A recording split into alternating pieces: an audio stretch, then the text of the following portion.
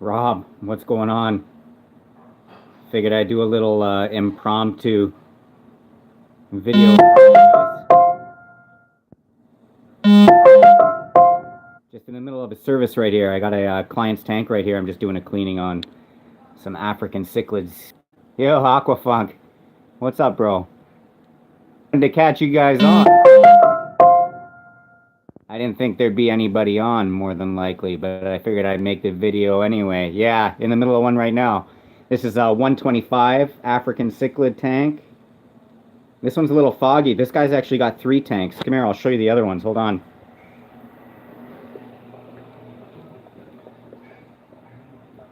Look at the size of these guys.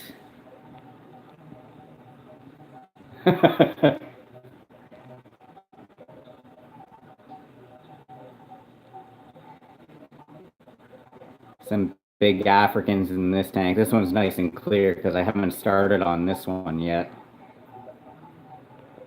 These guys go overboard on the filtration. They keep having babies in here. When too many grow out, I love mbunas. A lot of the ones that collect them usually collect out of the peacocks and stuff like that because they love them for the colors.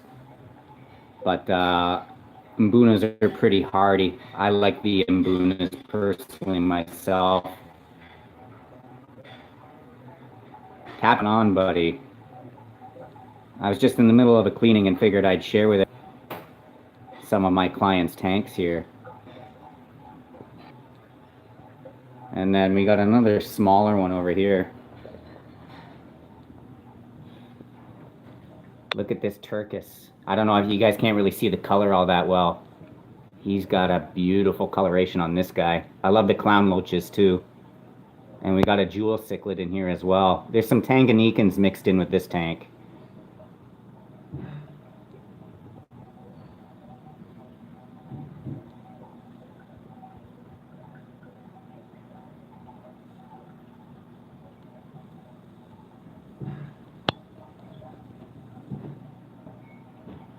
So I service all the filters. I throw a lot of carbon in there. Thanks, man. This was originally like the grow out tank, and he keeps collecting fish. Most of the babies go into the 125, the 6-footer.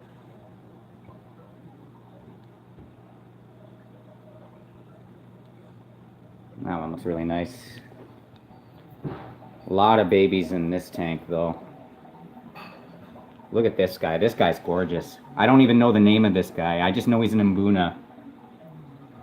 But this guy's probably the tank boss, if not for maybe this other guy here.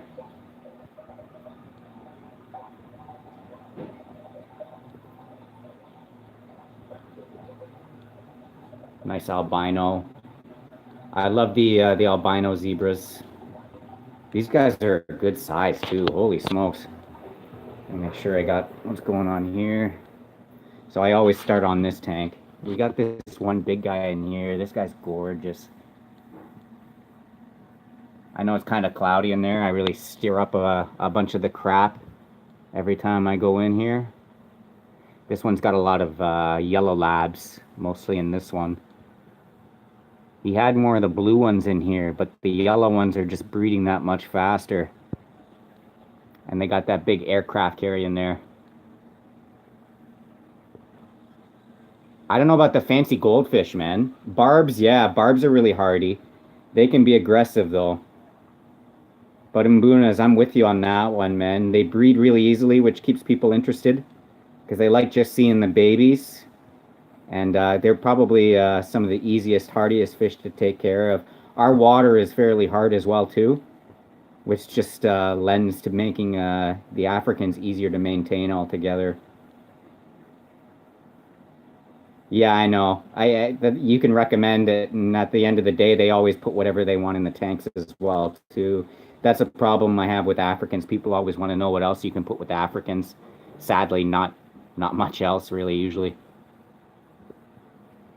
Oh, man, Rob, it's fun. I love doing this sort of stuff. I'm actually diving tomorrow. I got a 1,500-gallon aquarium I'm helping somebody out with, and we're doing a bit of aquascaping. Gonna put some Gorgonians in this saltwater tank. I'll post a video of it after I finish the cleaning, but I'm gonna have to get suited up in a wetsuit and everything. We take out about 500 gallons of the water so that we can get in. Yeah, that's gonna be fun. I've never had to get in a tank. Not one that was full of water, at least, anyway. I've gotten into smaller tanks to install backgrounds and stuff like that before, but never one I've actually had to swim in to maintain. So I'm stepping my game up, I guess. I like getting the mix of the Mbunas because there's the yellows, get some of the red zebras, the cobalt blues. It's just a nice color mix, and they're generally pretty cheap. Sorry, I lost you guys there for a second. There's a snowstorm going on, so we're probably not getting great connection here. So I use the Python to make my job easier for all of these cleanings. I'm assuming you guys use the same thing. We got a kitchen sink over here. We got the carbon and everything.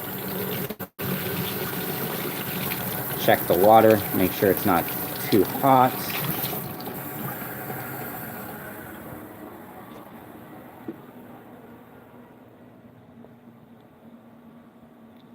Yeah, that'll be fun. I'm gonna get some videos or some pictures from that before too. I gotta really edit my videos because I have a lot of pictures from the last time we were working on it. I brought a bunch of fish and coral and stuff for the guy's tank. And some of the stuff that we put in there fell over. But we were concentrating more on buffing out the acrylic on the guy's tank before. Tanks that size, they've got to be built in acrylic. So the guy that I was working with had actually built the tank himself. It was 12 feet long, 6 feet high, and 3 feet wide with 3-inch acrylic. So we'd get in there, we'd buff it out, give it a good cleaning, get along the bottom. But we stir up a bunch of crap while we're doing that as well too. So it made it hard to see what we were doing once we stirred everything up. Show you guys, this is my bag here. Got my prime, my cleaners here. I wish I could find more of these. They'd stopped making these altogether. This here, temperature gun. One of the best tools I use here. Always test. 74.7. Maybe a bit warmer.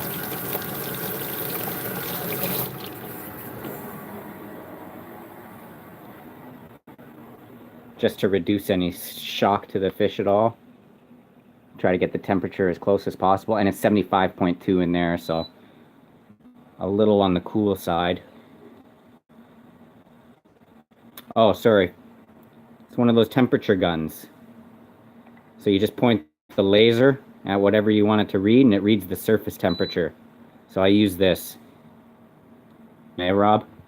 I still like to keep a glass thermometer. The problem is I keep breaking my glass thermometers in my bag.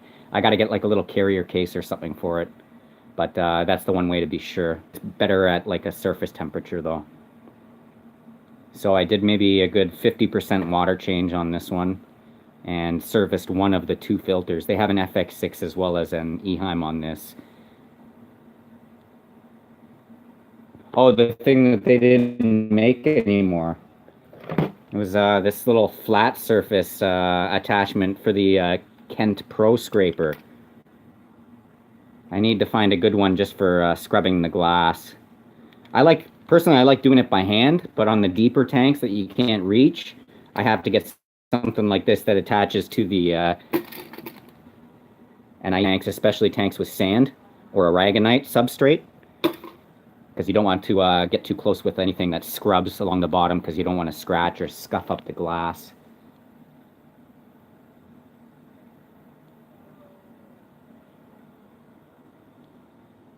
And usually I rearrange a lot of the decorations and stuff in there too.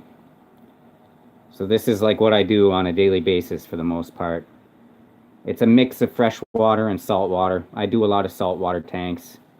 I'd say it's almost 50-50 to be honest with you. But the larger tanks for the most part, except for the one I'm doing tomorrow, the larger tanks are all freshwater. I always recommend freshwater tanks to people. And since I work with Nature Decor and Aqua Decor, with a lot of their backgrounds, I get a lot of their cool setups and stuff as well too. And they got beautiful backgrounds. A lot of the clients that get their backgrounds, they don't even care for fish that much, to be honest with you. They weren't aquarists to begin with. They see it as more of like a piece of artwork in their house more than anything.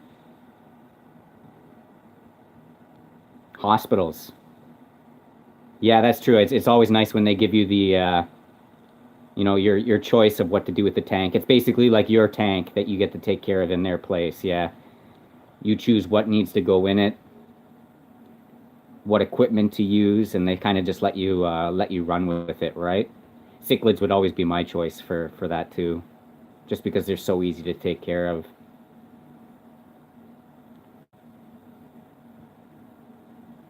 A lot of my clients, they like community tanks as well too, like tetras and stuff like that.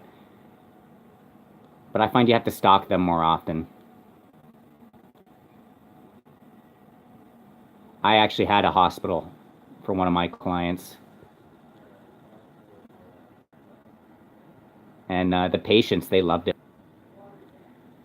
They would sit there and they would just be recouping. People would just park them in their wheelchairs in front of the thing in the lounge. It's just relaxing to have an aquarium too. That's what I always tell people. It lowers the heart rate. I think it's a great idea for hospitals. I think more hospitals should have them in there. Same with old age homes. I do a lot of clinics, dental offices, that sort of thing. Depending on where you guys live, you could probably make a pretty decent living hustling doing the aquarium maintenance sort of thing. I guess in the US, the market would be even bigger. I mean, Toronto's a fairly big city as it is, but the one thing that kills it for me is the transportation time in between jobs, because traffic is just brutal, especially in the winter here. It took me about an hour just to get to this job.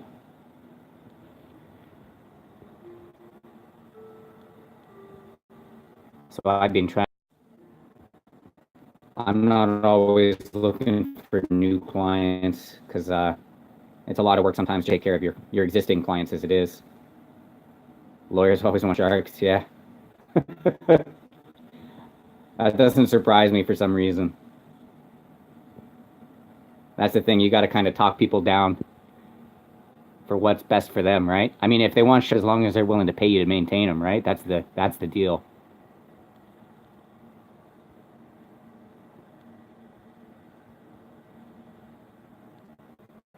Or even if they want to feed them for that matter, that's the issue too, right? Some people can't even be bothered to do the smallest of things when it comes to their tanks. So you got to kind of feel out what their level of involvement is going to be as well too, which makes it a lot harder for saltwater people because they don't want to learn about the equipment or the setup itself, how to troubleshoot something if something were to go wrong. Those are the sort of problems. And I do, for my clients at least anyway, I do a lot of free emergency services. So Nemo tank, yeah, they always want clownfish or like you said, sharks or something like that, or jellyfish. And they wouldn't know how difficult it is to take care of in the first place, right? So being the professional, I guess, you got to kind of recommend certain things for them depending on.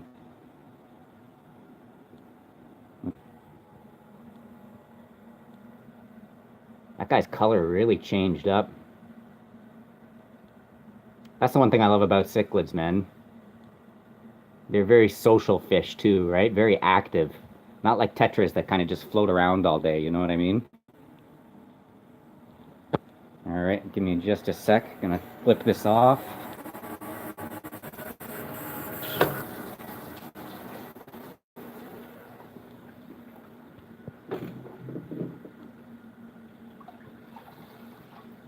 I always said, if you love what you do, you never work a day in your life. Trying to get rid of what? Your saltwater fish? Your Nemo? I'd actually talked to a guy that I work with that does maintenance as well. This guy's nibbling. These guys must be hungry. About breeding clownfish. I was watching a video and this guy was making a. Oh, get rid of your Africans. That's the thing. Whenever when I had a tank of one, I would have one 6-footer, just like the one in the other room. Yeah, they're always fighting and they're killing each other. But that's the one thing. It's usually not user error that's going to kill them. It's usually them that's going to kill each other, if anything.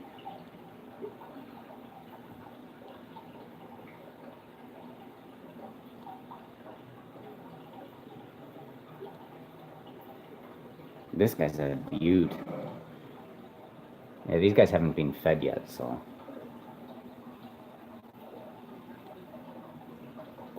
How long do these videos go for? They only go for what, 20 minutes? Or no, like even an hour.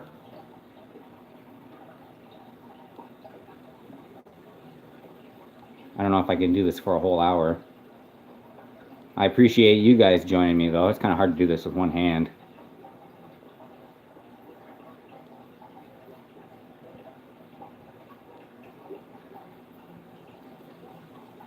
But yeah, when I had my own 125-gallon tank, I would always play around with the fish that I had in it. Whenever they got big, I would take them back to the store. I would get something else. I tried just about everything that way.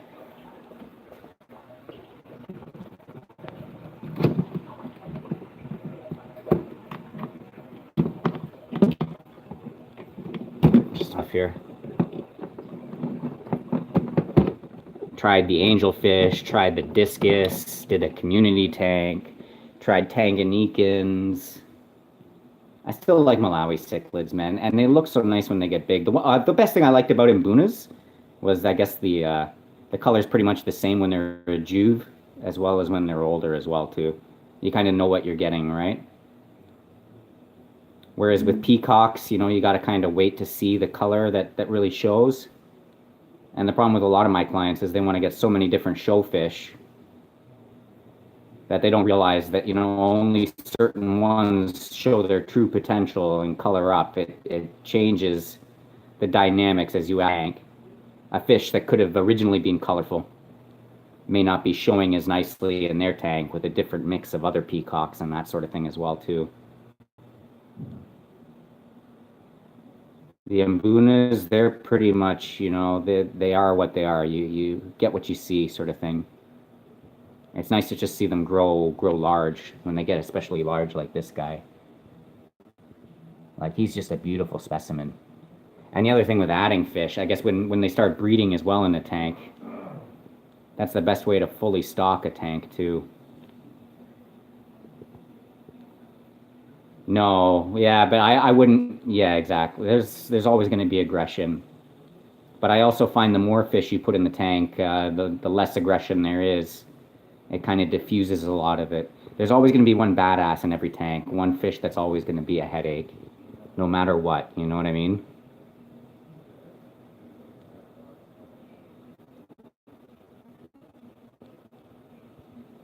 That's the beauty of full tanks, too.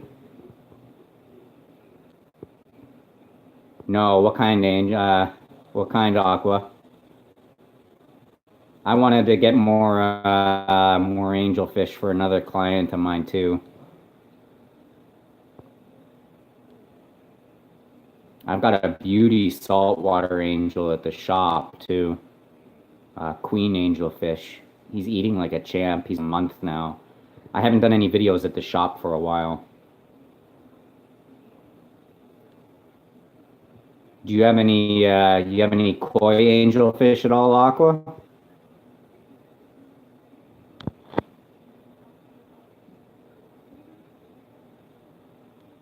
Pearl scale veiled angels, albino.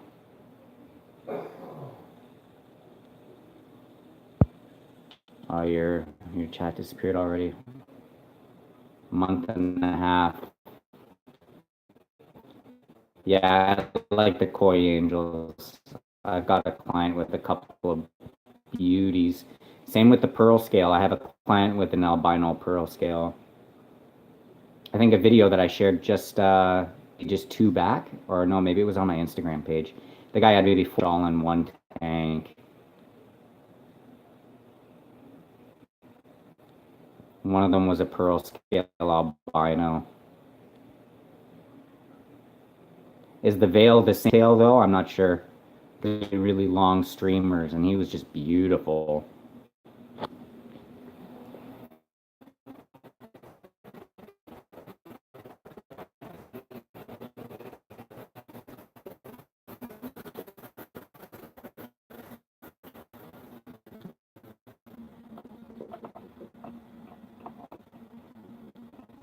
Sorry, bear with me here for a sec. There we go.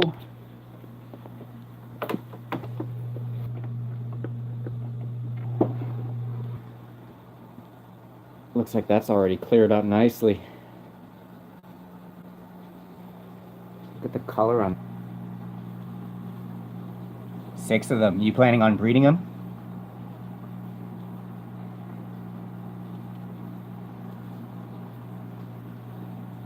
That's the one thing I never really got into, was breeding fish. I always like decorating the tanks more than anything. Do you ever sell your angels, Aqua, or you just do it for just the fun of it? Seen you show off any of your display tanks. Did you have any display tanks, or is it just the rack that's always in your videos?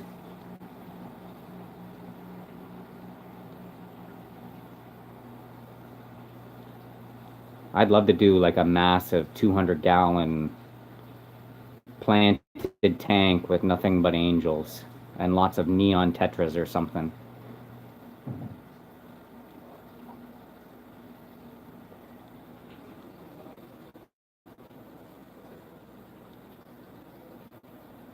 Oh, so you do sell fish as well. Right on.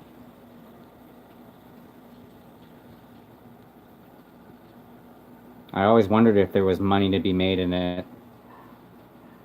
I don't think people really do it for the money for the most part. Unless you're breeding something really rare. Oh, right on. So you guys are working together on something. That's wicked.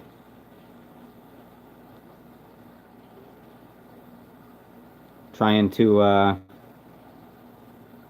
crossbreed something, or... I actually drove across the border to New York once to pick up fish for a guy who found, and they were angelfish as well too. I can't remember the name of the company. If I could share his website. They were really fancy ones. He had these Pinoy blue ones. I guess they were like Philippine line. Gorgeous looking fish though. But it was a headache to drive across the border just for picking up fish though.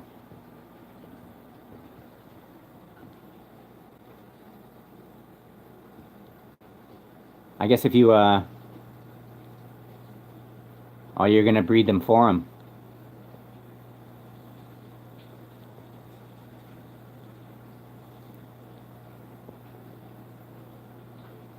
Oh, that's not bad coin, actually, if you can flip them that quickly. I guess if you get it down right, they lay eggs pretty often. You just gotta have the setup ready. That was the thing I was talking to the guy about breeding clownfish, was the problem with... I watched a video and this guy was making a killing breeding clownfish and designer clownfish.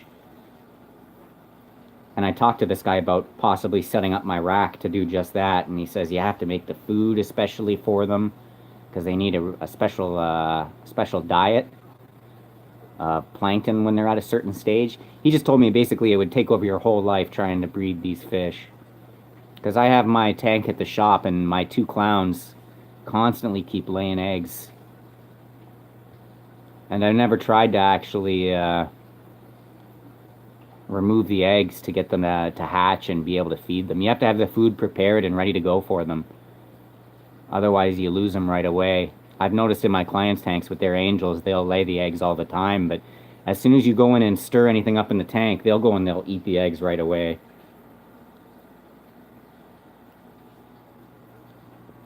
So if you guys know what you're doing and you got some nice stock to work with from the get-go, an extra 200 bucks every week, man, is not bad for something you're just doing in your spare time that you enjoy doing as well, too, right?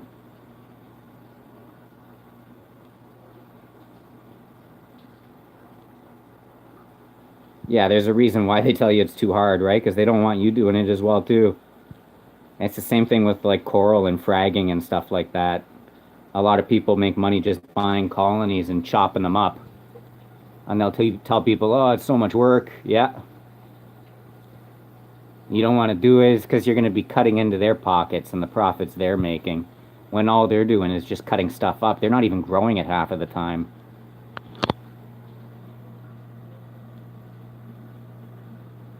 I'll come back to that in a second. Give that a good polishing up. But that looks really nice. I use a cheese. We don't even put filter floss in here because we found that the tank actually got dirtier faster if you weren't here to remove the filter floss.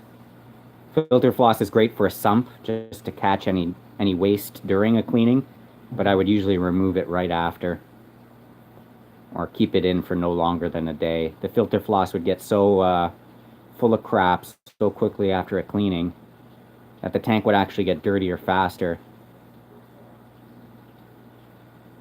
Maybe like a week before I was due to come back. I gotta get my cleaner out of there.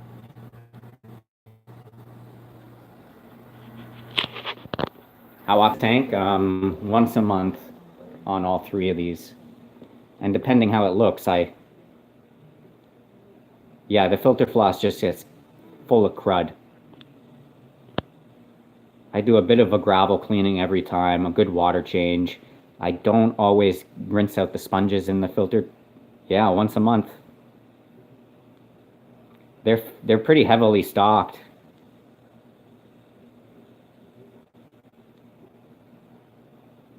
And they're pretty tolerant of large water changes. I know people that do water changes on their tanks once a week. I used to do that on mine just because it was so easy. And then I wouldn't have to do as large a water change either. I wouldn't have to drain 50% of the water. But these guys are pretty hardy. So, I mean, a 50% water change is like nothing to them. And like you could see, like every time I come here, there's another group of babies in here.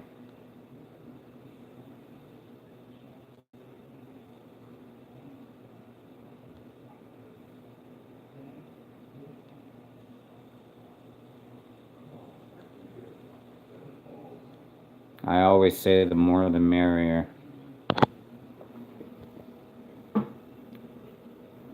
How good are you guys about testing the water on your tanks? What do you guys keep your nitrates and everything at in your tanks? Or do you do anything to buffer the pH and stuff as well? Yeah, I guess you would have to do a lot more when you're breeding as well, too, right? They need optimal water conditions to breed usually, eh? 75 gallons or 75% aqua? That's probably pretty time consuming for you too, because your tanks weren't all plumbed in together, from what I could tell at least anyway, were they? They were all individual tanks on the setup, on the rack. You got to make some videos of this new setup that you're working on. I'd love to see more of it. Even with my shop, there's so many things I would have done differently if I had planned for it from the get-go. But with me, I was just kind of putting tanks to use as I got them.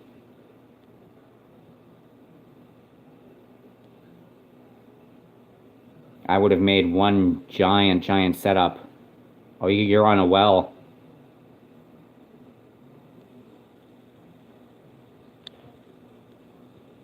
So your pH is probably pretty good for angels then. Our well water, if this house here is actually on well water, and they actually need a water softener because the well water would be so hard just because we're on the, yeah, 75%. That's massive. But like you said, it's for breeding, and that's on individual tanks. Every 2 days. It's the fish life, man.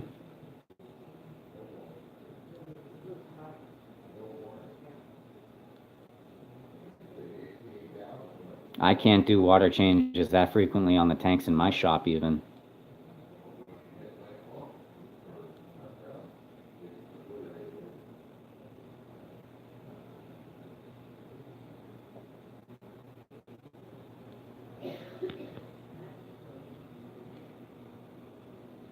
The other thing I notice with a lot of cichlids with different breeders and stuff as well too is,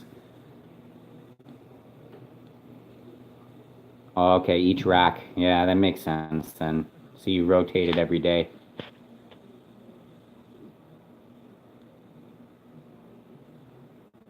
A lot of the peacocks that we see for sale, a lot of them, especially the smaller ones, for them to be showing colors so early, they're feeding them hormones and stuff to color them up. So it's kind of misleading. You don't always know you're getting the best stock. You think you're picking them because they're already showing. You get them home and they ain't the same. And auto drip. Oh, 6.8 is your pH. Ours is probably around 7.6 or so. Our tap water. Well water here would probably be closer to 8, which is awesome for cichlids. It's really hard.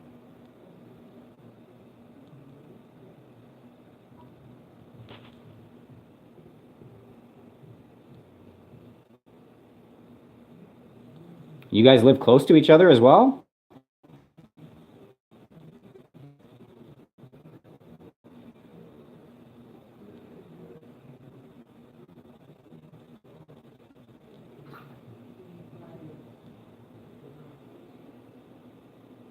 I want to see some updates on that rack build. I hope you're taking lots of videos.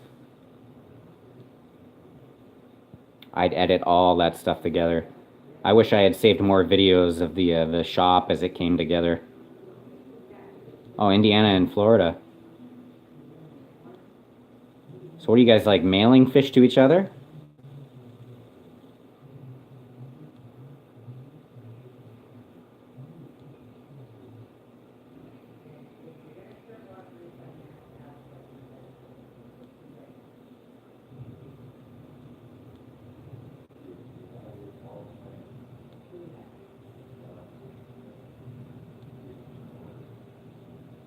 You guys should get known for breeding angels.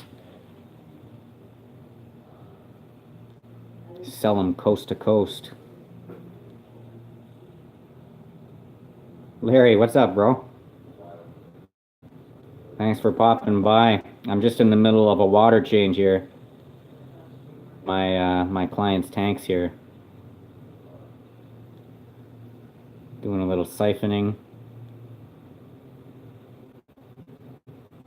He's got another tank over here.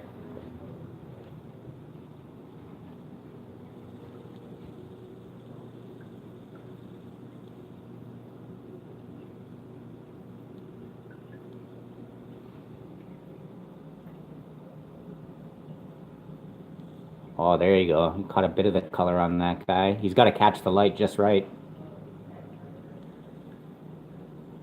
Water changes all day.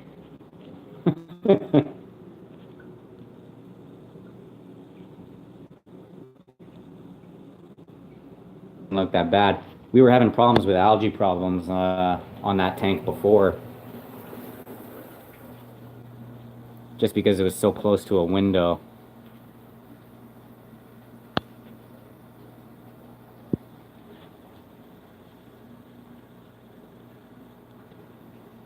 This tank is looking sharp. My client will be happy to find out that his large pleco is still alive. I was moving things around and he was hiding in the aircraft carrier in there. He hasn't seen him for a while. The last 2 cleanings, actually, I didn't see him at all either. Oh, there he is. This guy's showing off his colors a little.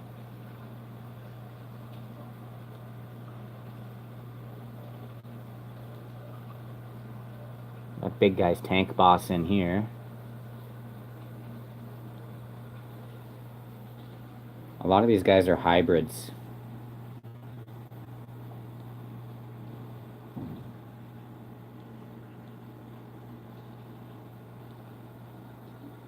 Yeah. Hey, what's up, Nola Jane?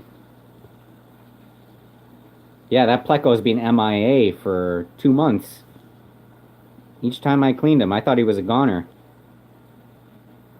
Honestly, I find the hybrids are probably the hardiest of them. This guy looks like he's part albino. Some variations in some of them here. This guy looks like he was a zebra that mixed with one of the. Other than an algae eater, other than a pleco, there's the Chinese algae eaters. I think a Bristol nose would probably be best with Africans, as long as you get them at the right size. And there's the catfish. They're not so much algae eaters though; they're more like bottom feeders. Somebody help me out with the name here. I can't remember the name of them off the top of my head. He's a big bottom feeder.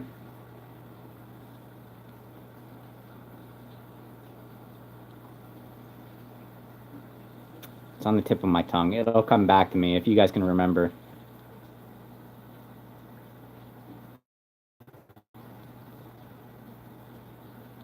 No, not Corys. I wouldn't put Corys with Africans, that's for sure.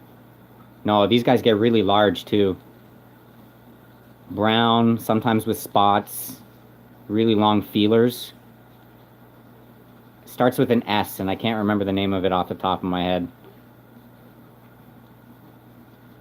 I'm always amazed at the people that just really just focus on cichlids. They could tell you the Latin names for all of these fish even. Synodontis, that's it. Aqua, thank you. I was thinking. Not really an algae eater, but great at like being like a bottom feeder. They'll vacuum up anything. They'll even come to the top of the tank even.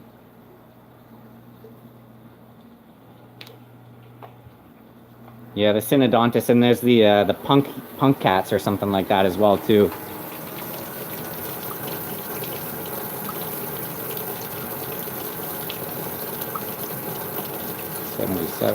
Beauty.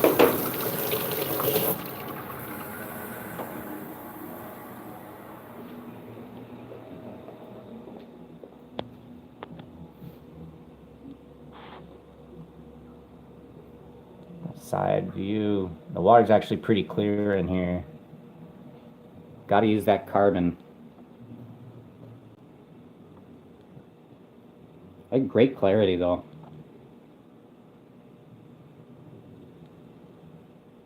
Sometimes you don't want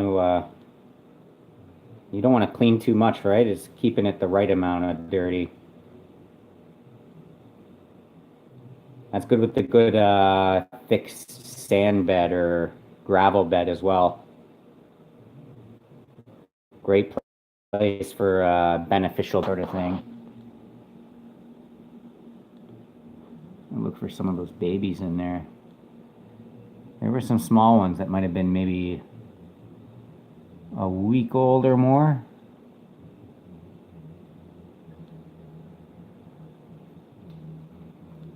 I can already spot a few that are holding in here, I think.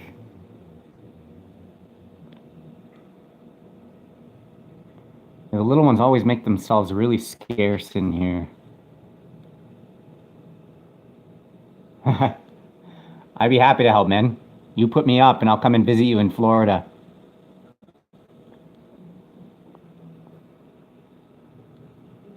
In exchange, I'll do your water changes for you. I got an aunt and uncle down in Florida on the Panhandle. I haven't been down there for a while. Right out on the Gulf Coast. They are close by Alabama. Fort Walton Beach, Florida. Beaches were beautiful there, man. I can't wait to get down there again.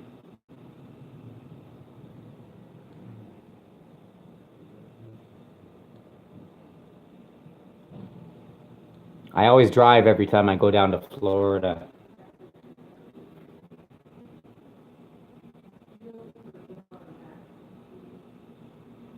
From Toronto, it's like a 24-hour drive, so it's pretty long.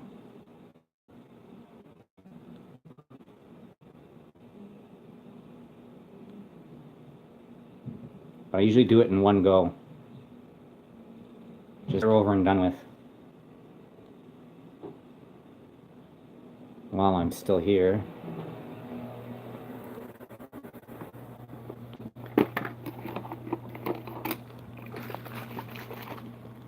Use some of that prime. Condition the water.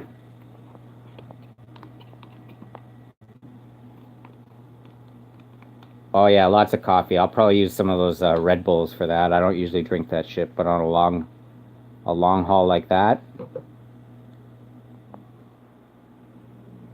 just make sure you don't stop off at any of those Waffle Houses down on the way. You eat something like that and you're out for the count. That stuff is heavy.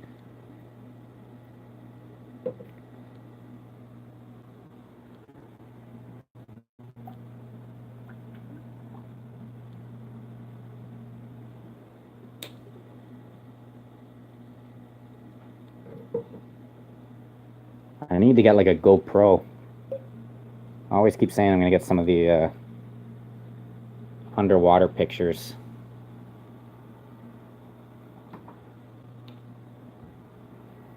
Be some pretty cool footage. The other thing I use is, oh, getting low on this too. Use some of the salts.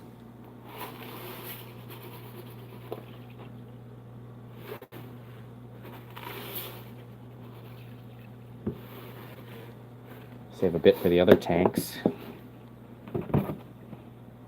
Usually when I come, I top up all that stuff for people as well too. Bring in more flake and conditioners, salt, carbon, top it all up. I buy all that stuff bulk.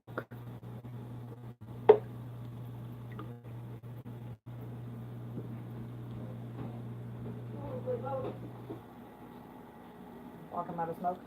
I'm in the middle of a water change. I'll join you in 5. Sure. Cool. Do you want coffee also? You making coffee? It's made.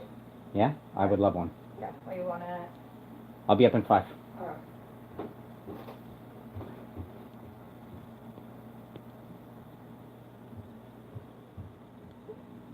Oh, my clients are the best. Coffee's on, guys. Excuse me.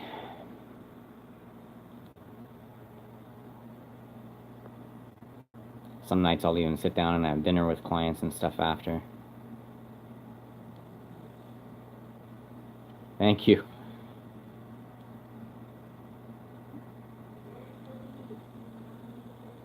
I probably already have like 4 coffees today as it is. Keeps me going.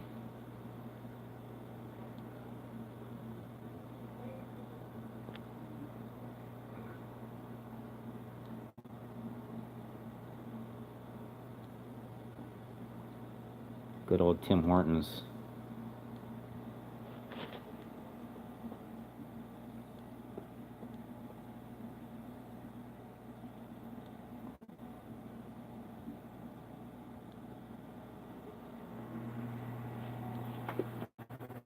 Sorry, Willow.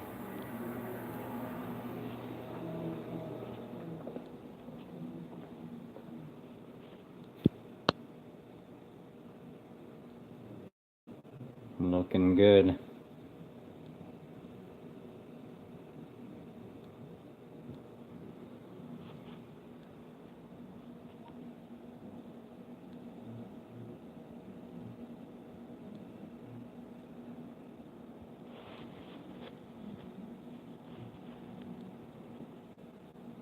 Ooh. Can't remember the name of that guy. They got a South American cichlid in here. How many clients do I have? Commercial, residential. Commercial maybe 10 or so. Residential maybe another 20 or more even. I'd say 20 regulars if anything.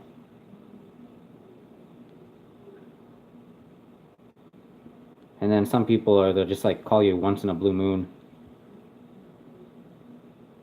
Yeah, everybody loves the yellow ones, eh? Because it's just like a nice solid color. They really pop and catch your eye. I liked the striped ones myself, personally. But the blue with the yellow. I posted a video a while back. Yeah, this is my full-time gig. And then I got the storage unit because I needed a space to work out of. And like as a convenience, I guess, set up a lot of holding tanks. Well, originally set them up as holding tanks so that I could quarantine fish, and at least whenever I went to the store to pick anything up for clients, I had somewhere to put them for the time being. Otherwise, I'd spend one day a week literally just picking up fish and driving around to all my clients' houses. And you're at risk of stressing out the fish and stuff as well too.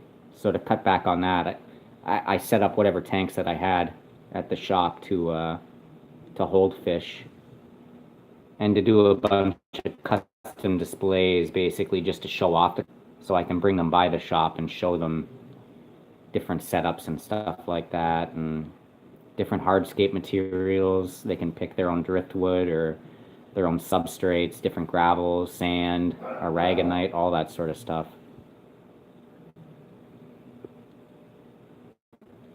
And then I got into importing, and now I want to start growing more coral because the bigger clients, they want larger pieces. So I can take stuff from clients' tanks, frag it, get it to fasten to rock, and sell the whole piece of rock to clients so that they can just put it right in their tanks. And do some rental displays and stuff like that as well for a lot of places because they don't want to spend the money initially to buy the setup up front. So you put them on a contract for for a minimum of a year with maintenance included, and you supply the setup and everything that goes with it. Basically, you take care of the tank. They don't add anything to it. The only thing they have to do is just feed the fish, basically. The problem with that is it's money up front initially. I think I'd be able to make more money faster by growing coral and importing coral.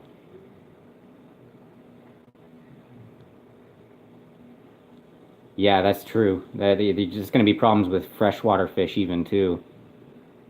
Is that people want to add fish to the tank that aren't compatible. It just wreaks havoc on the whole setup as a whole. You'll show up one day and they've added a beta to a tank with cichlids or something, you know, like ridiculous stuff. I've seen it all. The worst mix of fish. And then sometimes you'd be surprised. Sometimes it actually works. You never know.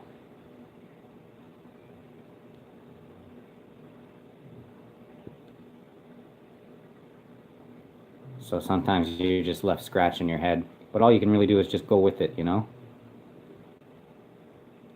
Always try to give people the best advice possible. What they choose to do with it is up to them. It's their tank at the end of the day, right? As long as they're enjoying it.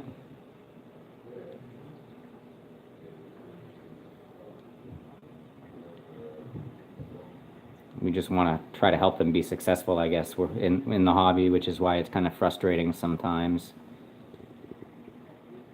Ultimately, you want what's best for the fish, too.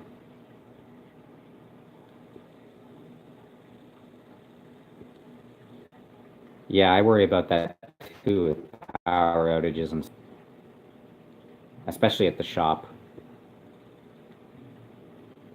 If you're holding all that livestock and everything, all without a backup.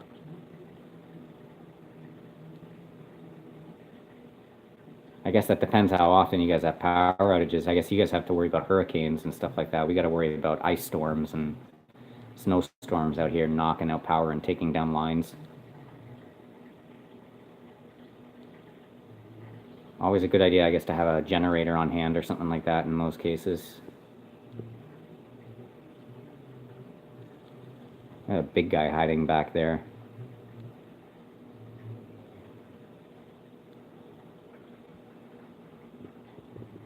I don't know if I can catch him.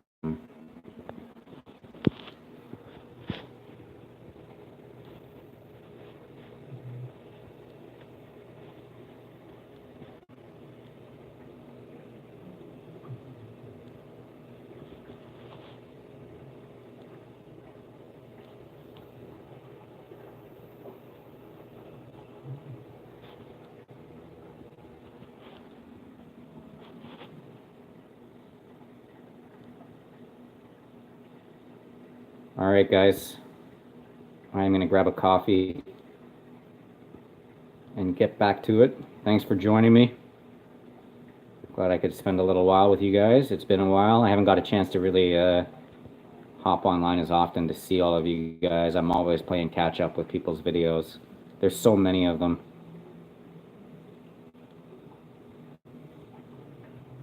Thanks, Aqua. You too, buddy.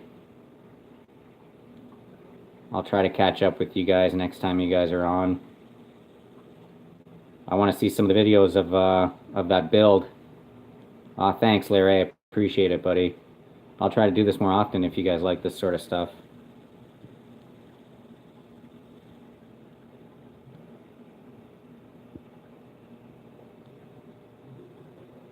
I want to see some of that build on your setup, Aqua. Keep me posted. I'm out of here. Have a good one. Thanks, Larry. I'm doing a big tank tomorrow. I'll post a video for you guys. I'm going diving in an aquarium, so that'll be fun. It's new for me for sure. 1,500 gallons saltwater tank. All right, Rob. Good to see you, buddy. Larry, take care, guys.